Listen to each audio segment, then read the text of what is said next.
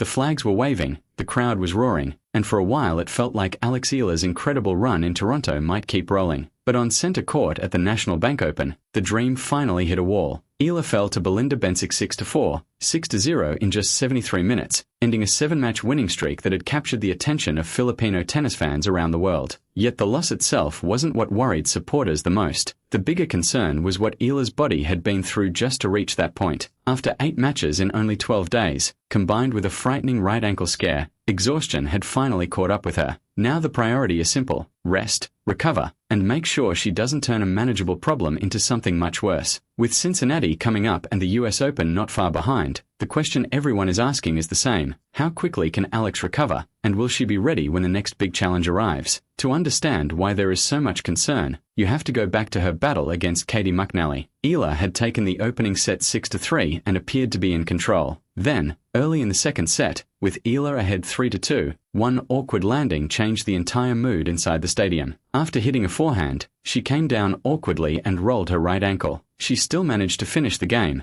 but almost immediately called for the trainer. The physio came out, checked the ankle and wrapped it heavily with tape. Suddenly, the noise disappeared. Philippine flags that had been waving throughout the match seemed to freeze. Fans watching from the stands and back home were wondering whether Eala's run was about to end right there. Eala later admitted the moment scared her because everything happened so fast. She hit the forehand, landed awkwardly and, for a few seconds, wasn't completely sure what had happened. Fortunately, the early signs suggested there was no serious damage. Eala said afterward that nothing appeared to be seriously wrong, which was obviously a major relief. But even if the ankle wasn't badly injured, the incident immediately affected the match. McNally recognized that Eala wasn't moving with the same freedom and took advantage, winning 3 straight games before eventually taking the second set 7-5. That's when Eala made a gutsy call. She had the tape removed. Without the heavy wrapping restricting her movement, she began looking more comfortable again and quickly regained momentum in the deciding set. Eala pushed ahead 5-3. McNally refused to disappear and closed the gap to 5-4, putting even more pressure on the young Filipina. But Eala held her nerve. After 2 hours and 39 exhausting minutes, she finished the job 6-4 in the third set and extended her winning streak to 7 matches. It was another impressive victory, but there was an obvious question hanging over everything. How much did that match take out of her, and how would that ankle respond when she faced Belinda Bencic? Because the ankle wasn't the only issue.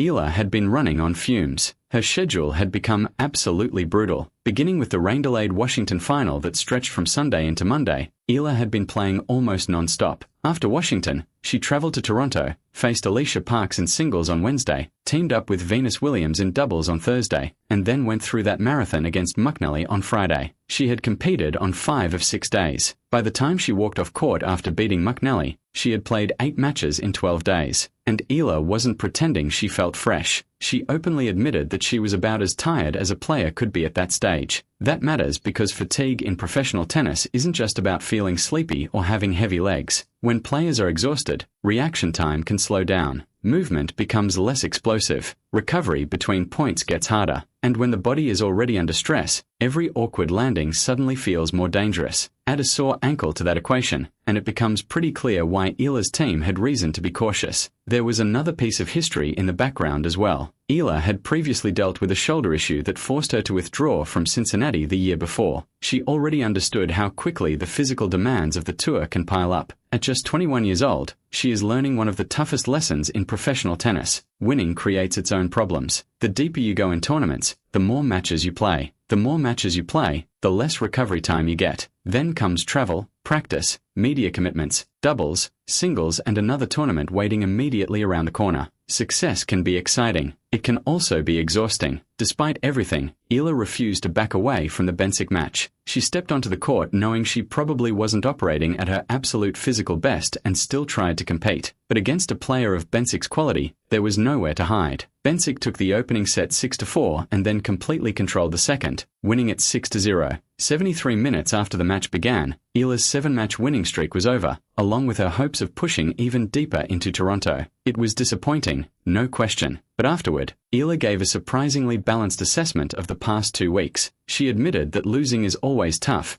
especially immediately after a match, when the disappointment is still fresh. But rather than letting one defeat erase everything she had accomplished, she looked at the bigger picture. She described the previous 2 weeks as an enormous positive, pointing out how well she had played and how many obstacles she had managed to overcome. Eala was clearly drained. The smile fans had seen throughout her run had been replaced by exhaustion and frustration. She acknowledged feeling tired and down in the immediate aftermath of the defeat, but she also made it clear that she wasn't going to sit around obsessing over one bad result. In fact, some of her plans for the next few days sounded refreshingly normal. She joked that she needed a haircut because it had been a while. She mentioned that her nails had grown out. She talked about taking a day or 2 off, getting away from tennis mentally, reconnecting with friends in Cincinnati, and simply enjoying herself before it was time to go back to work. That might sound like a small thing, but for a professional athlete living tournament to tournament, those ordinary moments can matter. Sometimes the best recovery isn't another practice session. Sometimes it's stepping away from the sport long enough to feel like a normal 21-year-old again. Most importantly, Eala addressed her health directly. She said she was healthy and extremely grateful for that, explaining that staying healthy remains one of her biggest priorities. That perspective is important because despite the ankle scare and the fatigue, she wasn't describing a major injury. She was describing a body that had been pushed extremely hard and now needed recovery. And that's where the immediate plan comes in. Rest. Her team's priority is to reduce the load, allow the ankle to settle down, and give her entire body a chance to recover from the punishment of 8 matches in 12 days. There is no reason to chase extra practice hours if the body is asking for recovery instead. Cincinnati is close, and after that comes one of the biggest events on the tennis calendar, the US Open. If Eala wants to be at her best when those opportunities arrive, recovery has to come first. That means getting off her feet when needed, following the rehab plan, monitoring the ankle, sleeping, recovering, and gradually returning to tennis rather than forcing the issue.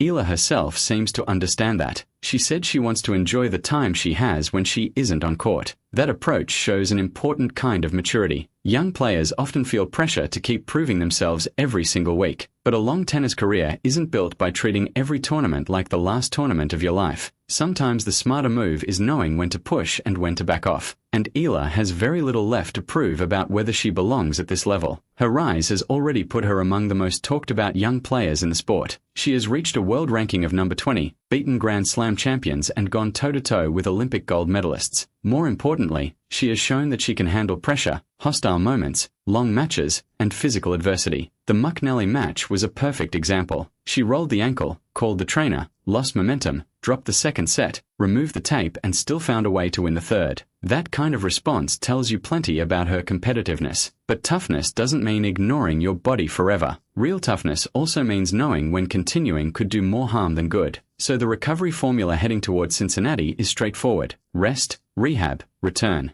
Eala plans to take a short break before traveling to Cincinnati. As a seeded player, she is expected to receive a first-round bye, which gives her additional time to prepare before stepping back into competition. That extra breathing room could be extremely valuable after such a packed schedule. Then comes New York. The US Open will bring another level of attention, pressure, and opportunity. And Eala already has her eyes on what she learned during this stretch. She said she wants to take the lessons from the past 2 weeks and apply them even better in Cincinnati and New York. That might be the most important takeaway from Toronto. The loss to Bensic doesn't erase what happened before it. The ankle scare doesn't erase the fight Eala showed against McNally. And exhaustion doesn't mean something has gone wrong with her career. If anything, it shows just how much tennis she has been playing because she keeps going deep into events. One awkward landing can change everything in this sport. One overloaded stretch can test even the best-conditioned athletes. Eala has now experienced both within the span of a few days. She fought through the fear when she needed to compete, and now she has to be just as disciplined about recovering. Cincinnati is waiting. The US Open is waiting. There will be more matches, more pressure, more victories, more disappointments, and plenty more opportunities. But right now, Alex Eala doesn't need another heroic comeback. She needs rest. Her ankle needs time. Her body needs recovery. Her mind needs a chance to recharge. And if she handles this stretch the right way, Toronto may eventually be remembered not as the tournament where her winning streak ended, but as another important step in learning how to survive and thrive on the professional tour. Alex Eala's run may have stopped for the moment, but her bigger journey is nowhere near finished. The tennis world will be watching Cincinnati, then New York, to see what comes next. And if the last few weeks have taught us anything, it's that counting Alex Eala out is usually a pretty bad idea. For more tennis coverage, subscribe to the channel and turn on notifications so you don't miss the next update.